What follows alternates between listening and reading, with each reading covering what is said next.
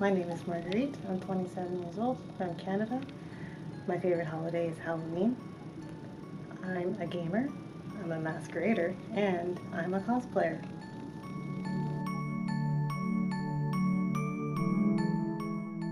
Well, growing up, Halloween was my favorite holiday, and like most people, I wanted to dress up as my favorite video game character.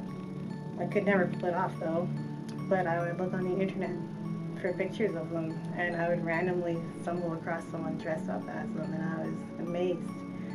And that was basically my first exposure to cosplay. I did not know it was cosplay at the time. I learned much later what it actually was.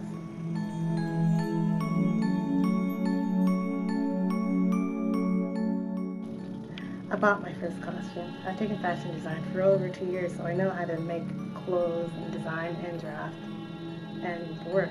But I just don't have the time or the space, and I'm also a little rusty, so I need to brush up on my skills.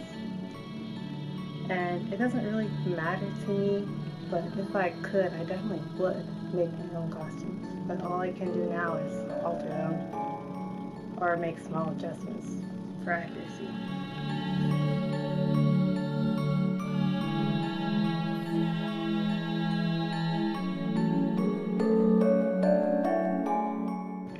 It's all of the above. I might buy most of my costumes, but I still put a lot of work into them, such as accessories, styling wigs, and making alterations. I try to be as accurate as possible, and it is nice when I get compliments on how awesome it all looks in the end.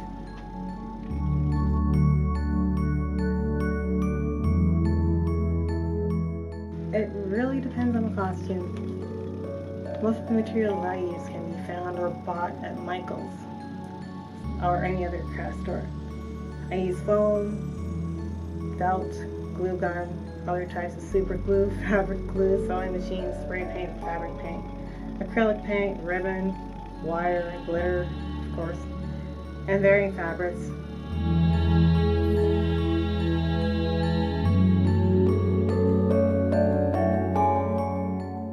I was extremely nervous that I couldn't pull it off, but I did my best. I was afraid I wouldn't fit in. People really liked my cosplay and did take some pictures, and I felt like I fit in. It was surprisingly positive. I felt happy when I put it on, and I felt beautiful.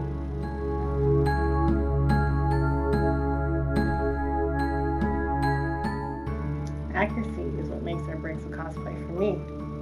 It will never be 100%, but as long as the character you're being is identifiable, you're doing it right.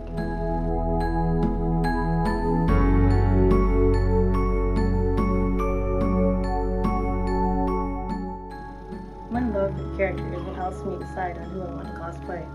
At first it did matter, and I stuck with the character that had hair colors that I could pull off, like blacks, and reds, and browns. But in the end I decided, who cares? The characters aren't real anyway. And finding a character that looked like me these days would be impossible, since they aren't real to begin with, right?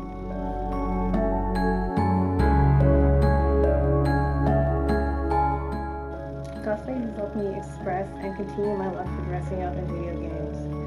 I usually hide my geekiness, so this allows me to be me.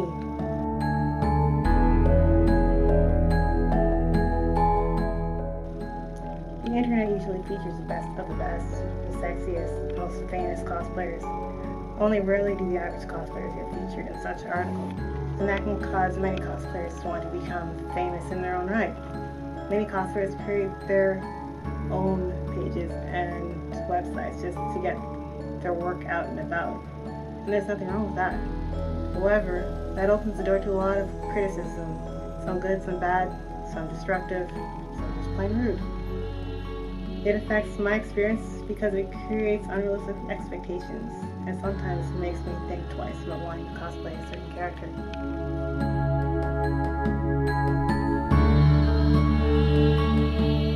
The community here is large and young. It ranges from the ages of 13 to 30. They're pretty open-minded. They make things all on their own. They make as much as they can, and they have a lot of pride in what they do. There are elitists no matter where you go, but people seem to be pretty level-headed, which is a surprise.